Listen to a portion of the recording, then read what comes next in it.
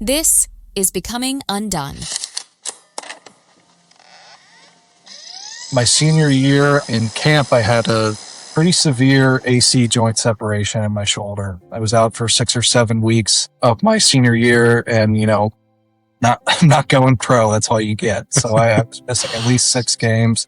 I was captain of the team. I was really, upset about that, but I focused on getting better and setting up a plan so that I could come back and make the most of the last 3 or 4 games. And I put on my helmet when I was coming back, went out to practice that first time back, had a head-to-head collision, and got a concussion.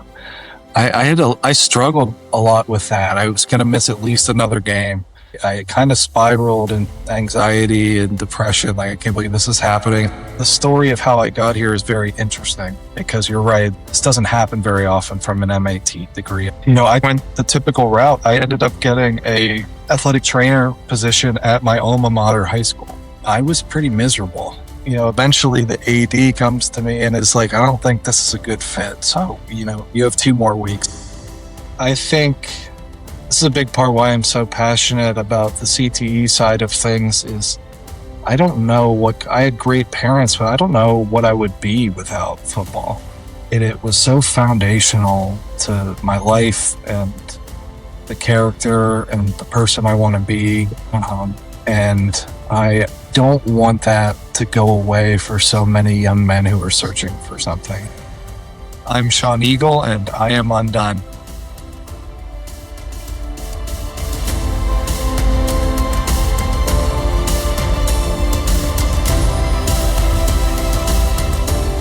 Hey friend, I'm glad you're here. Welcome to yet another episode of Becoming UnDone, the podcast for those who dare bravely, risk mightily, and grow relentlessly.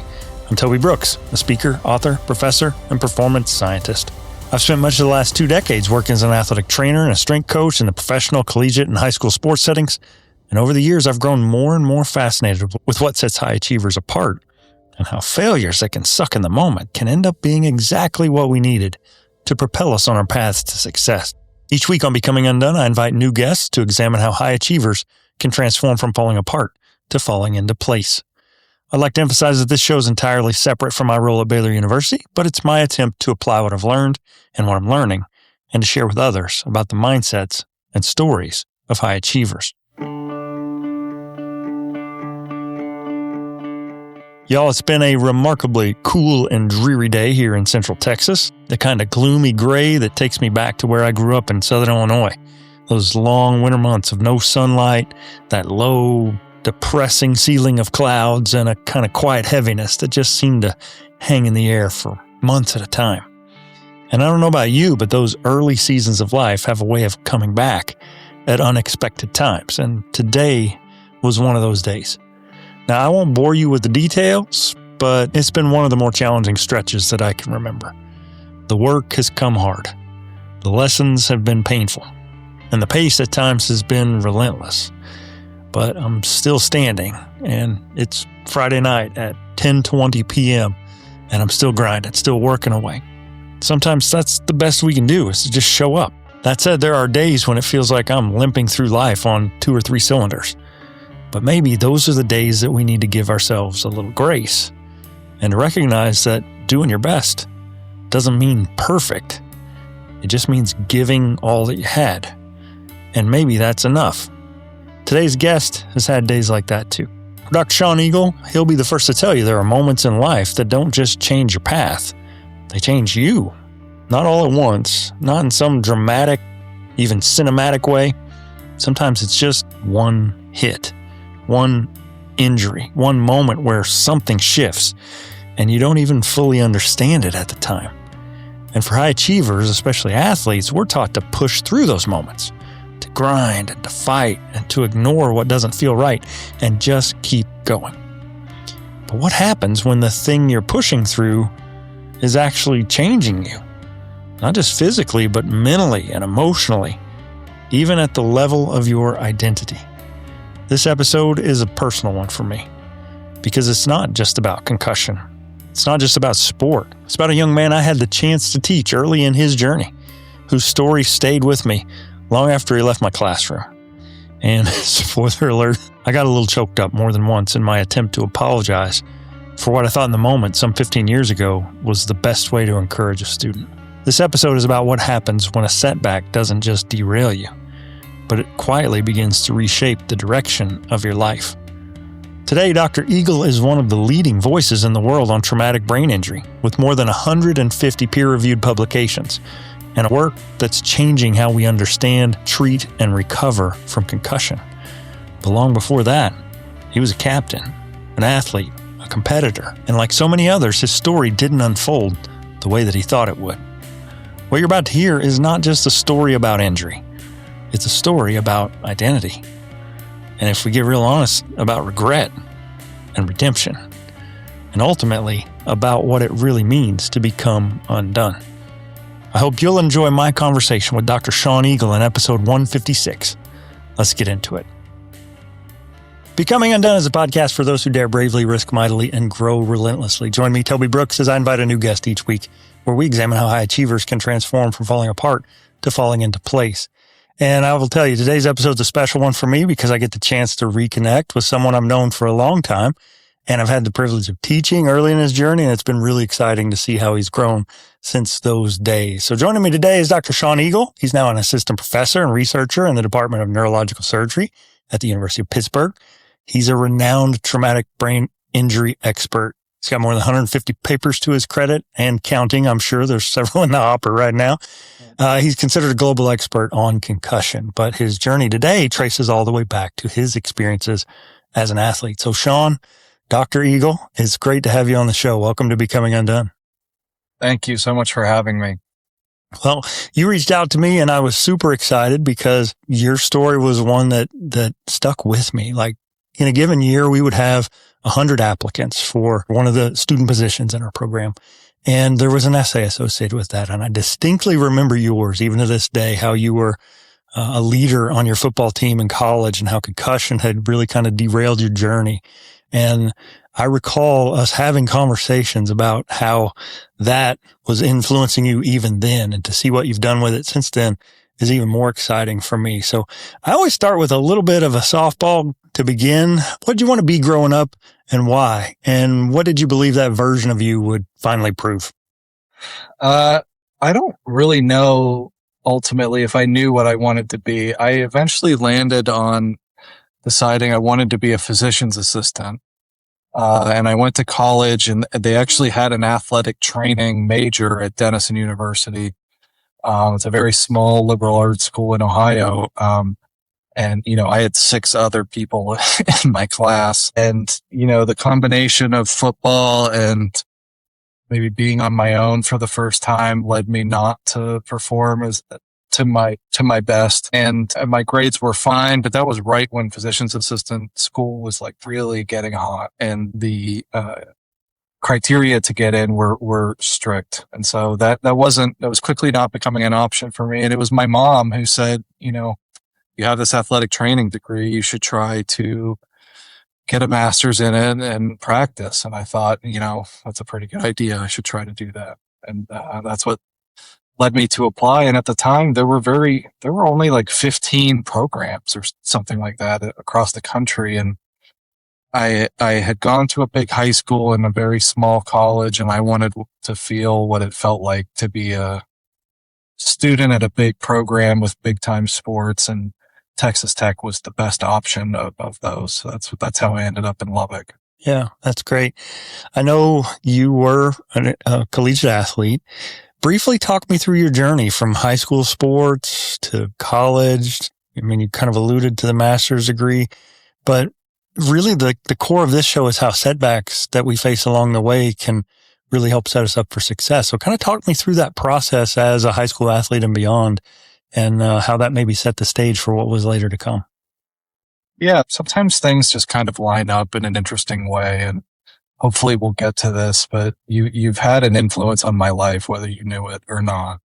And let me go back first. So we were the third biggest high school in terms of student population in Western Pennsylvania. Western Pennsylvania is a big time for high school football, sports in general, but definitely football area.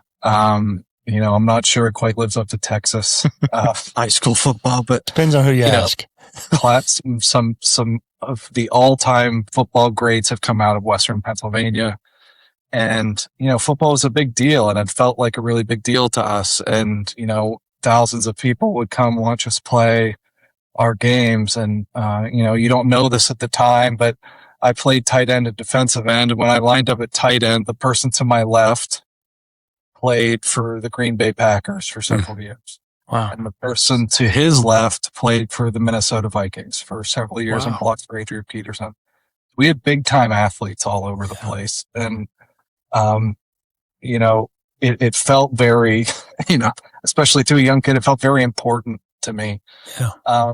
And, I had a series of injuries my senior year in high school, and I had a conversation with my parents. I was like, I don't know if I want to do this anymore. Like, I was pretty broken down by the end of my senior year. Like, I'm not sure I want to do this in college. And they both pushed me into doing it, and I'm glad they did. And I landed at a small Division III school for football and went from, Friday night lights where it felt like this big, huge event in the center of the town, and, playing for 40, 50 people on Saturday afternoons at a small school. And, I was like, what did I do here, at first? And then I kind of fell into it. I got invested in changing the program's ways. We were very middle of the road for a long time, and now they're consistently in the top end of their conference, which is something I'm proud of, because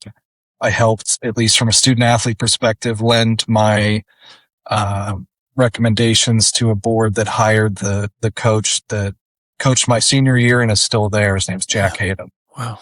A great guy. But, in terms of how football led me here, my senior year, in camp, I had a pretty severe AC joint separation in my shoulder. I was out for 6 or 7 weeks of my senior year, and, not going pro. That's all you get. So I was missing at least 6 games.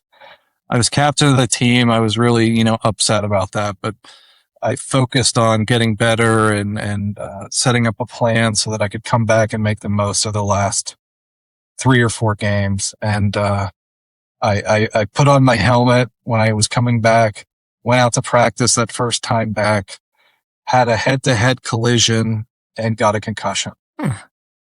I realized after the fact that nobody, including myself, had thought to blow up the air in the pockets of the helmet for the last 7 weeks. And maybe that was what happened, but I struggled a lot with that. I was going to miss at least another game. I kind of spiraled in anxiety and depression. Like, I can't believe this is happening. It's my last season. In a story that is all too familiar, Shawn shares his own experiences with injury and how they shaped his journey and his path. It started with a severe AC separation in his shoulder. That's especially problematic in a pass-catching tight end like he was, who was also frequently blocking big, quick defensive ends. That initial injury cost him 2/3 of his senior season by itself, and as he reflected, that time out might have also made him more susceptible to the injury he'd suffer next, a concussion. Shawn's helmet was most likely underinflated, leaving him vulnerable. And when he sustained a helmet-to-helmet blow, not only was he likely wearing an ill-fitting piece of protective gear, he probably also was not as strong in his upper traps and the surrounding musculature as he would have been had he been playing that whole time. Regardless, the impact led to a concussion, and what's worse, his symptoms lingered. Even though Shawn was at a small Division III school, his team had an athletic trainer. And one of the things I love most about the profession of AT is that we get to really know our athletes. Being embedded in the team, we're a perfect example of preventative upstream healthcare. Shawn's AT knew him because he'd worked with him in rehabilitating his injuries, or maybe even just being in the locker room, the training room, or the weight room. So when Shawn's personality changed, and those lingering symptoms of concussion triggered anxiety and mood changes in him, his AT noticed. And that matters more than most people might realize. At the college level, especially within organizations like the NCAA, access to ATs has thankfully become the norm. The vast majority of NCAA programs have dedicated sports medicine staffs assigned to their teams, and that kind of coverage is expected today. Now, admittedly, many staffs tend to be overextended and underfunded, but at least someone's there.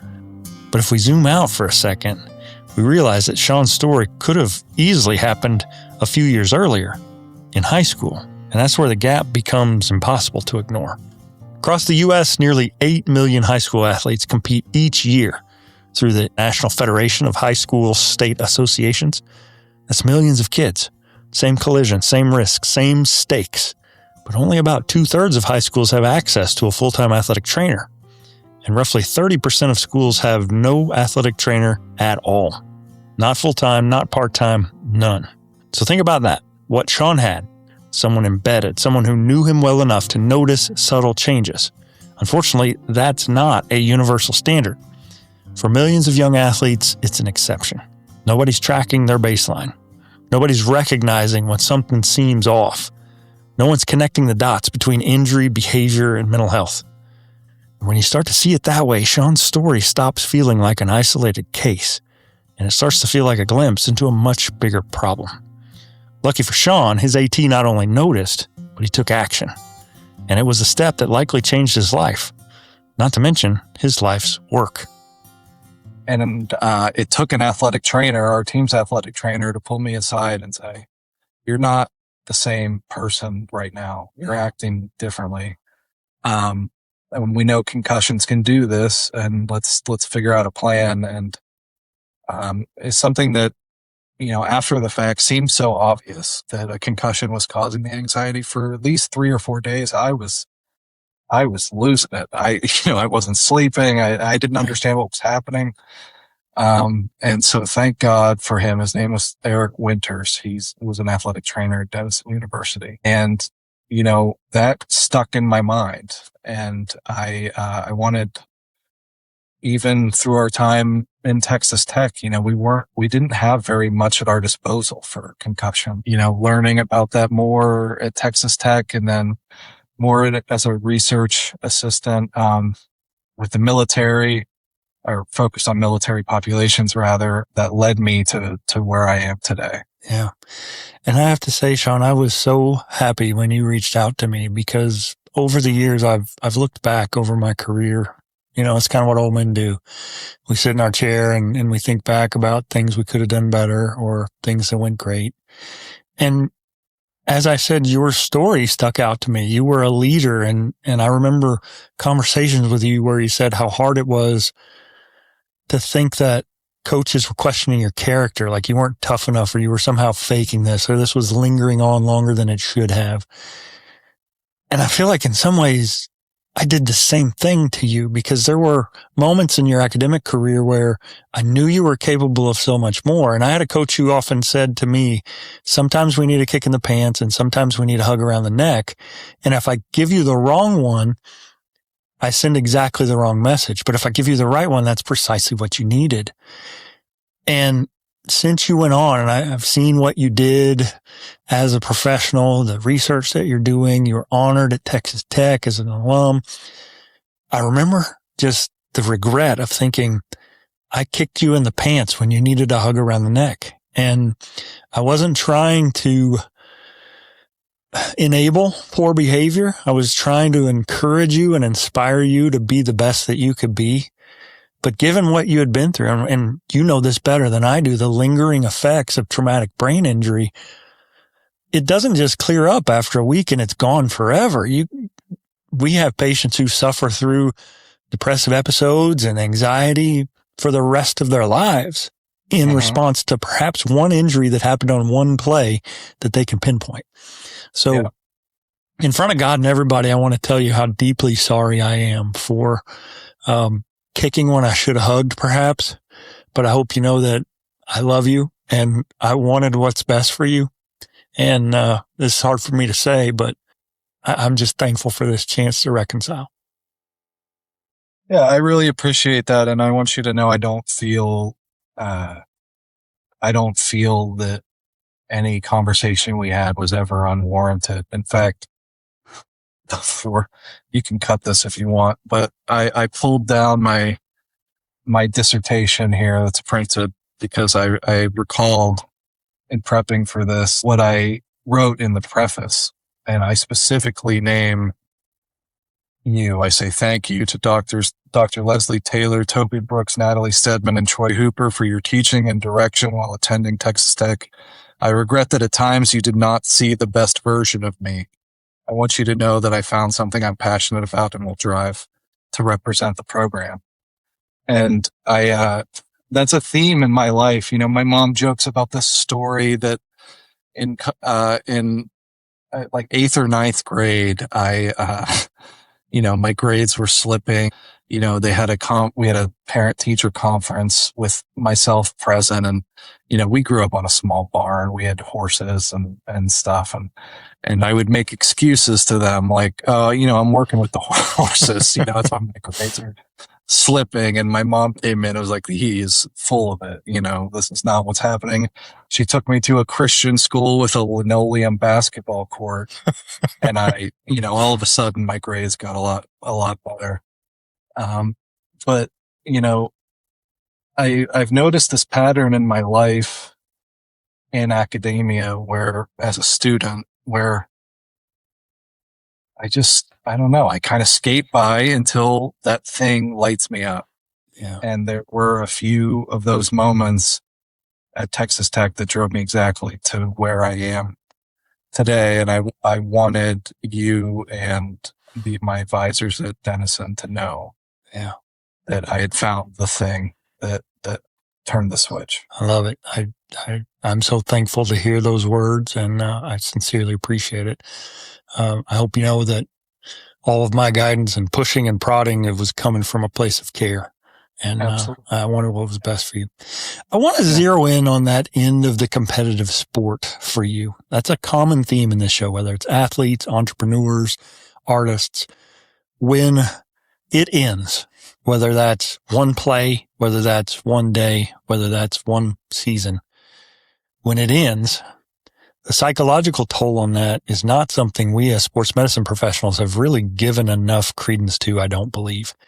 For you personally as an athlete, can you describe what that moment or that day or that season was like when you knew in your heart that it was over, and how maybe that continues to impact your work even today? Yeah, I think it impacts my work every day, because there are a lot of careers that get ended early because of concussions and brain injuries. There are a lot of lives that get ended early because of those things. And I want people to know that this is a treatable condition. There is hope there, no matter how long it has been since you've had your head injury, you can recover. We have developed plenty of techniques for this. Going back to 2006 and my last concussion as a football player, they sent me to a dark room for 2 days. Yeah. And we know now, only 15 years later, that is the exact opposite thing you should be doing. But that was standard practice. Mm-hmm. And I'm laying there in bed in a dark room, captain of the team, completely isolated from my team and my friends and any social engagement at all. Right. In an attempt to try to get better. And instead I did start developing panic attacks and, crippling anxiety. And we kind of have two ends of the research that we do here, the kind of acute management, trying to get people better earlier from the injury, but we're also very concerned with those who have had long-term effects from the injury. We all talk and have heard about chronic traumatic encephalopathy, and that's a big focus of what we do, because I want people to understand that the science is not really there on that bit yet. And yet we're seeing stories in the New York Times about athletes taking their own lives because they assume they have CTE when in reality, man, they're probably just anxious and 15 years old and have stress, and they need somebody to say, hey, you're not the same person the way Dr. Winters did for me. We'll be back after this quick message. Have you ever looked in the mirror and thought, what in the hell just happened? to my life.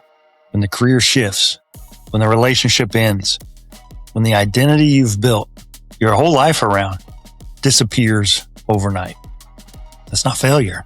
That's what I call a purpose storm.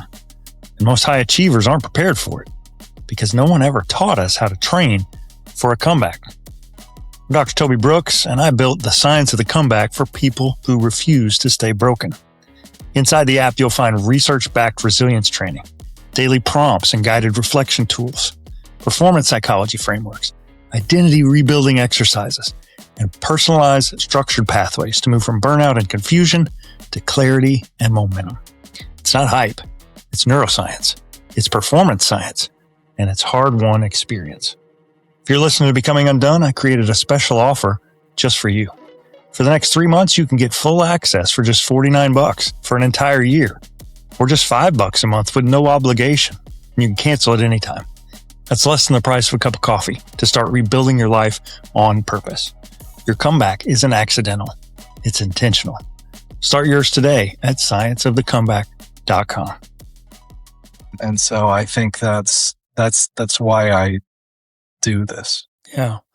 It's a powerful why. And without a doubt, it influences the work that you do and adds a personal corner to it that other people might not have.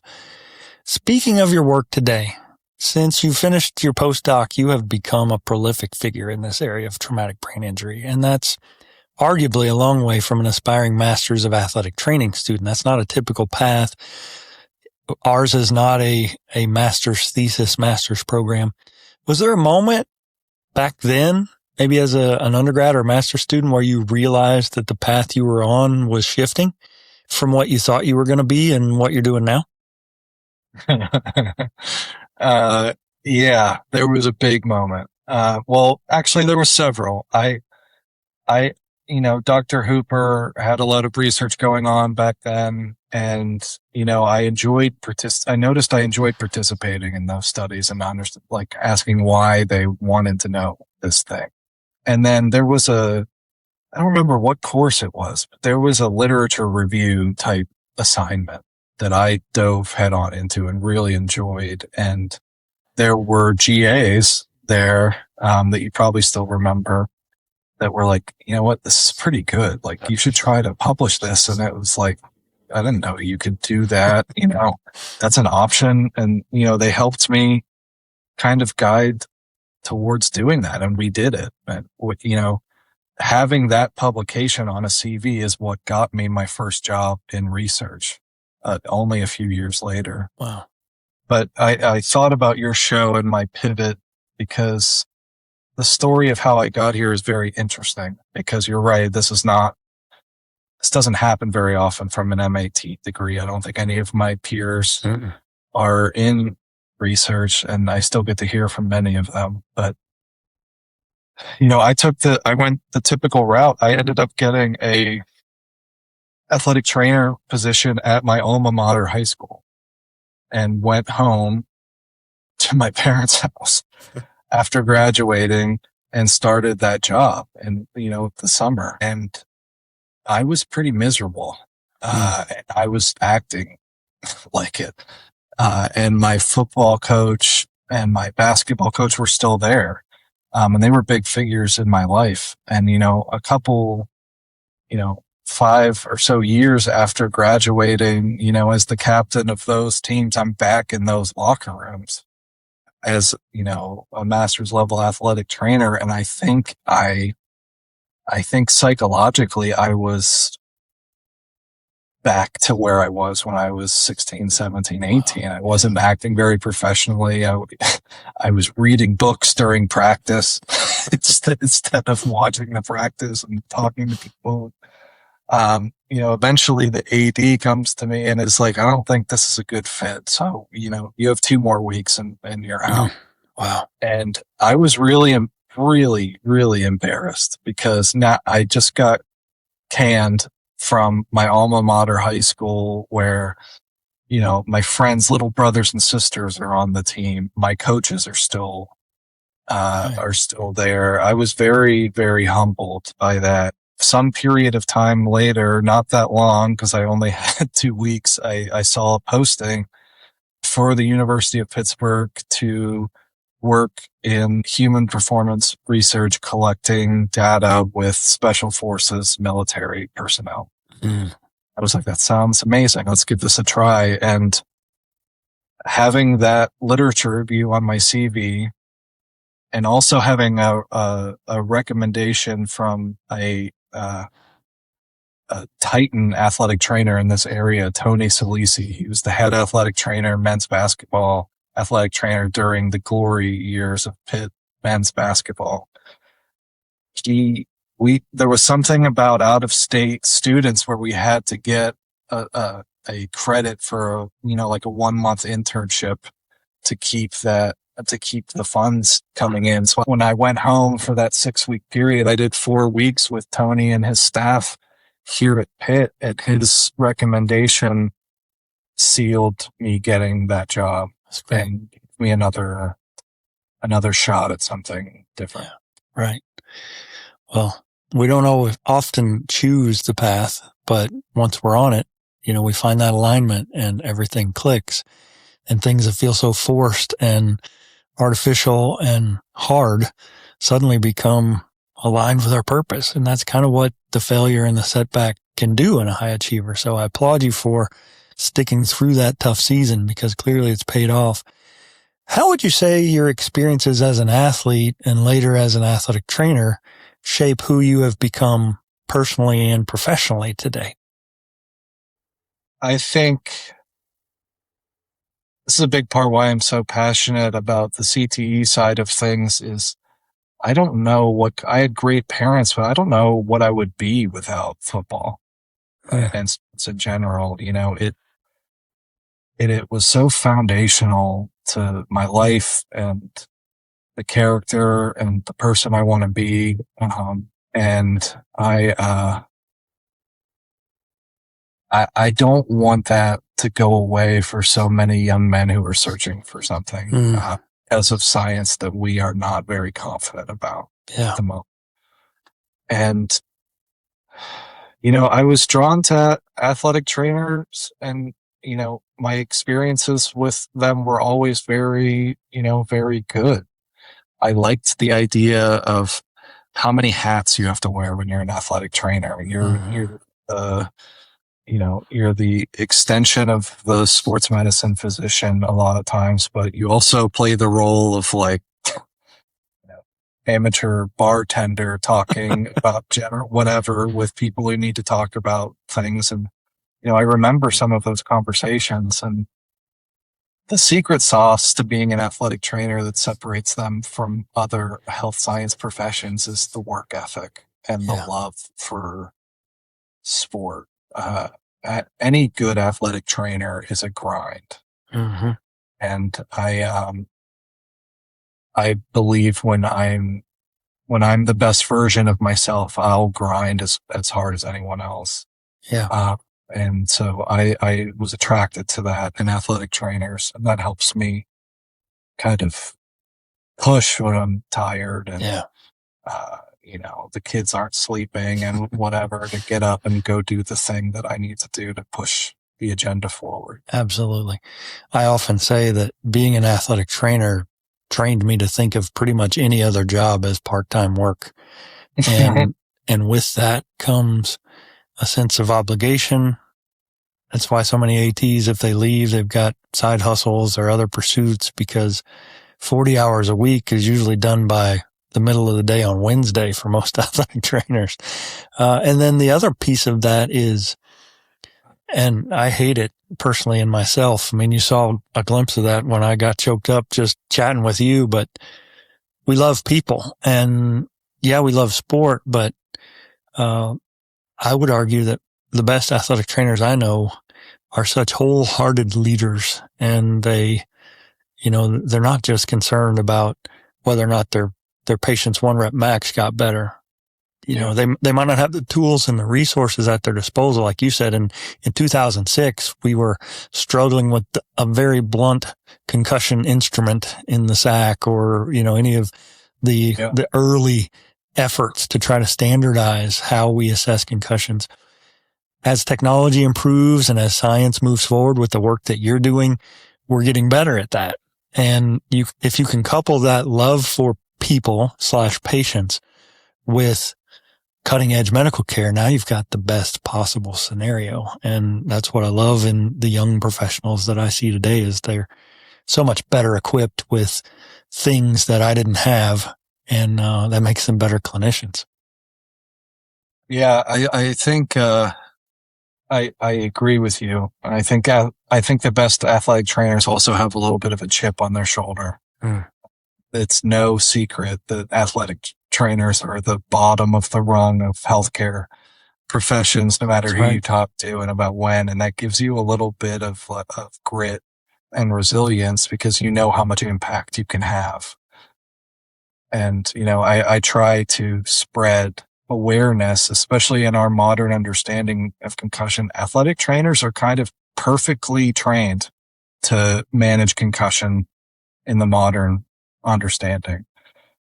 Early activity, monitoring symptoms and changes from before injury. Nobody knows an athlete from before and after an injury better than the athletic trainer. That's right. Even the coaches. And so I think there's a lot of upside for athletic trainers and concussion management moving forward. Yeah, I agree. It's a very upstream healthcare model. Prevention, recognition. I mean, your patient's personality so well that if it changes, it's a red flag. Whereas if they got injured and went to an ER, how on earth could anyone in that facility know that? They don't have the blessing or the benefit of having that kind of connection to their patient. And so I recognize that it definitely puts us in a unique position to assess in a way that others don't have the ability to do.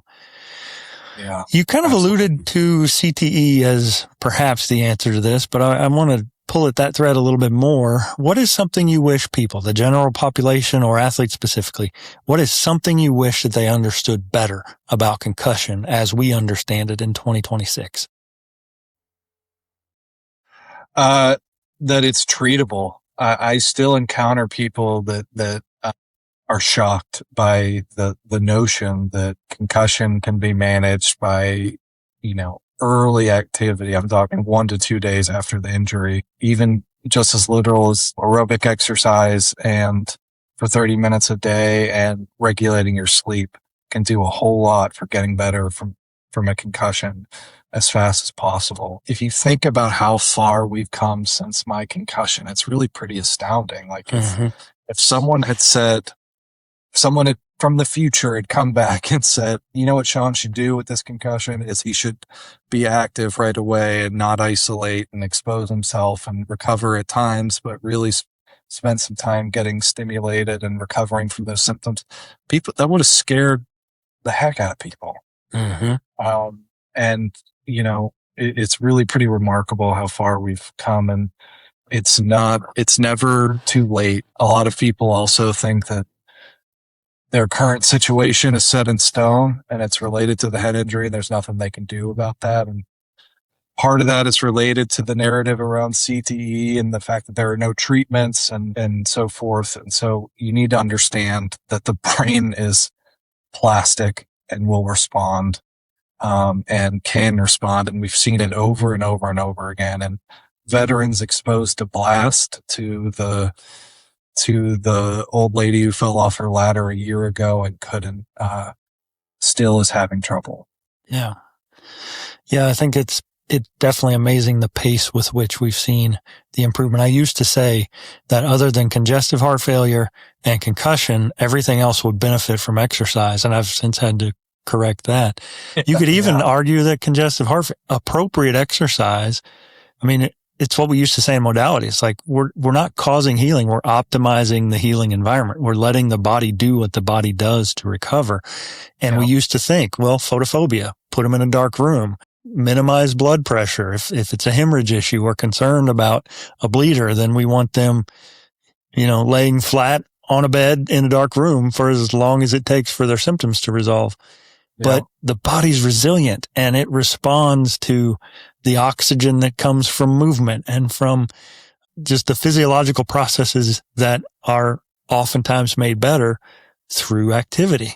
But the question is, how much and how long and how quickly do I follow that up with another bout? And that's where you're on the cutting edge of that type of work.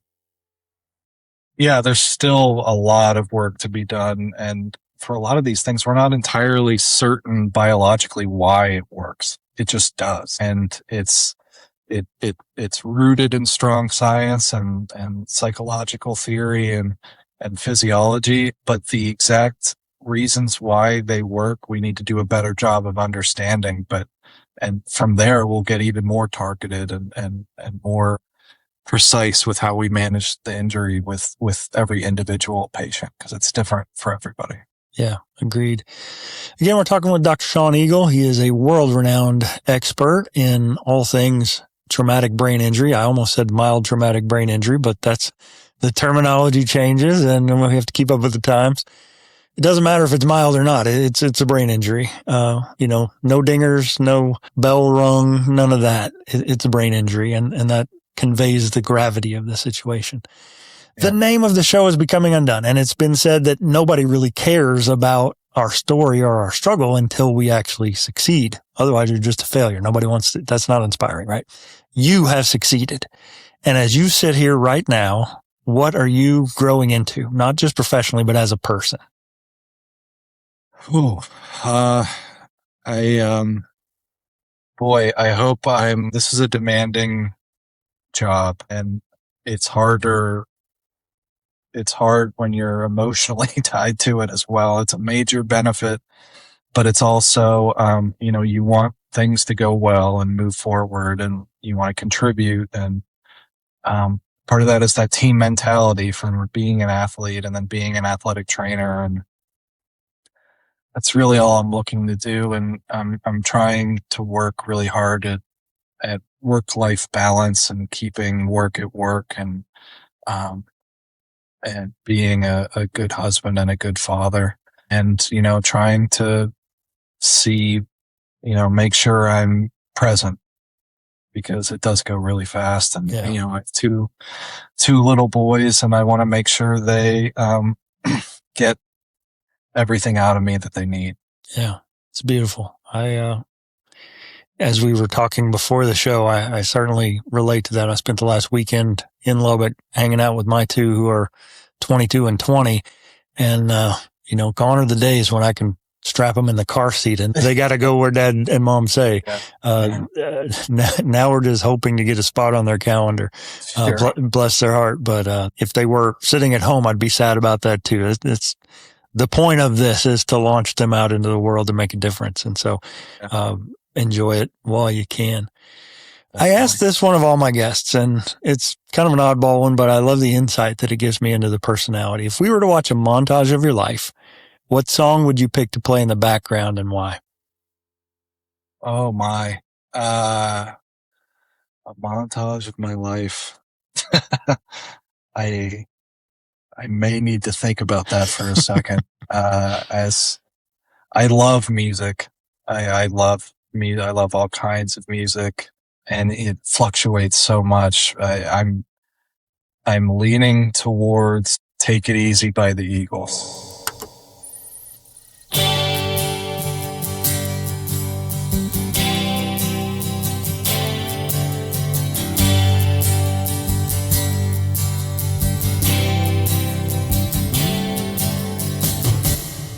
I'm trying to remember. I used to do a mixtape, like walk-up songs for your cohort.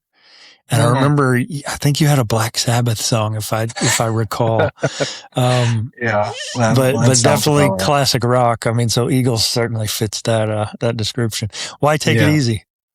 That song is just, I love that song as a reminder of, we can get in these modes where we are really hard on ourselves and push, and, I try to push myself every day, but I need a reminder every now and then to just take a beat, and look around, and embrace where you're at the moment. And this is one of those moments for me, having this conversation and being on there, because you you don't get to reflect that often about where you came from and who meant things to you and how you ended up to where you are. And you can trace it so clearly, the line from how I ended up from my high school position to where I am now.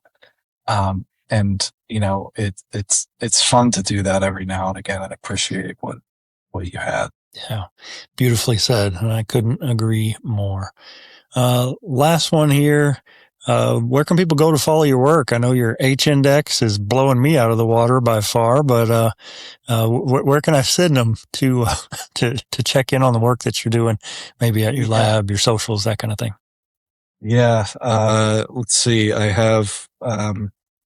We have Twitter accounts. I have a Twitter account at Shawn_Eagle. Definitely on LinkedIn. Yeah, I'll look it up and drop that into the show notes for you.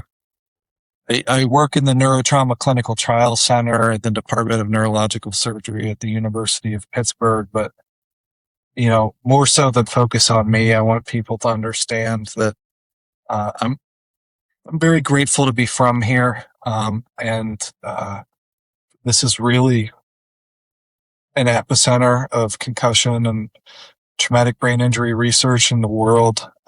And I'm so happy that I chose this route, and people who are struggling come see us, and we can help. There are clinicians here that are absolutely top notch, and people already do come from all around the world, but I want everyone to understand that this is a treatable thing, and there are others like us around the country that you can come visit as well. Absolutely. I know a lot of people, the Virginia Tech folks are known for their research on helmets. BIT's known for its long-standing and impactful work.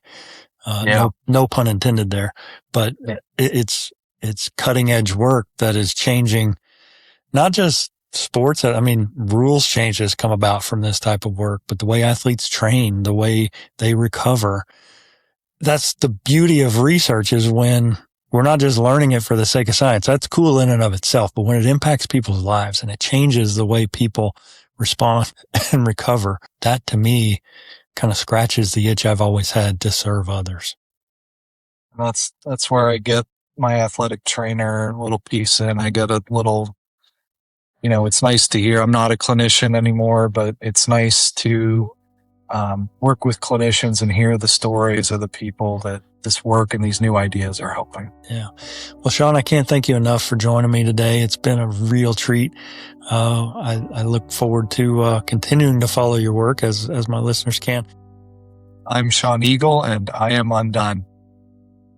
As I sit with this conversation, there's a part of me that just keeps coming back to something Shawn said. Not just about concussion being treatable. We knew that, but it's about how often we misunderstand what's actually happening in the middle of the struggle. Because for Shawn, it wasn't just an injury. It was confusion. It was anxiety. It was a sense that something wasn't right, but not having the language to explain it. And I think if we're honest, concussion or not, a lot of us have been there. Maybe it wasn't a concussion, but it was with something that changed us, something that left us feeling off, not quite ourselves, struggling in ways we couldn't fully explain, and wondering if anyone would listen even if we could, maybe even questioning our identity because of it. What I appreciate so much about Shawn's story is not just where he ended up, but how he got there. Because the very thing that could have defined him in a negative way, the very thing that could have been the end of his story as an athlete, became the beginning of his purpose. And that's the invitation for all of us. Not to ignore those hard seasons, not to rush past the pain, but to recognize that sometimes the very thing that undoes us can also be the exact thing that helps begin to rebuild us. If we're willing to stay in it, if we're willing to learn from it, if we're willing to let it shape us. And maybe today that's the reminder you needed. I know it's the reminder I needed. That what feels confusing, that what feels frustrating, that what feels like you're not quite yourself right now might not be the end of your story. It might just be the beginning of something that you just can't quite see yet. I'm thankful to Shawn for dropping in and hope you enjoyed our conversation. For more info on today's episode, be sure to check it out on the web. Simply go to undonepodcast.com/EP156 to see the notes, links, and images related to today's guest, Dr. Shawn Eagle.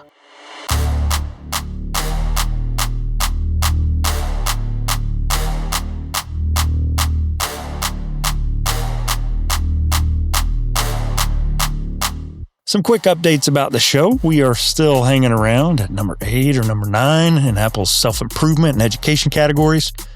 And sadly, we remain out of Apple's top 200 across all categories again this week.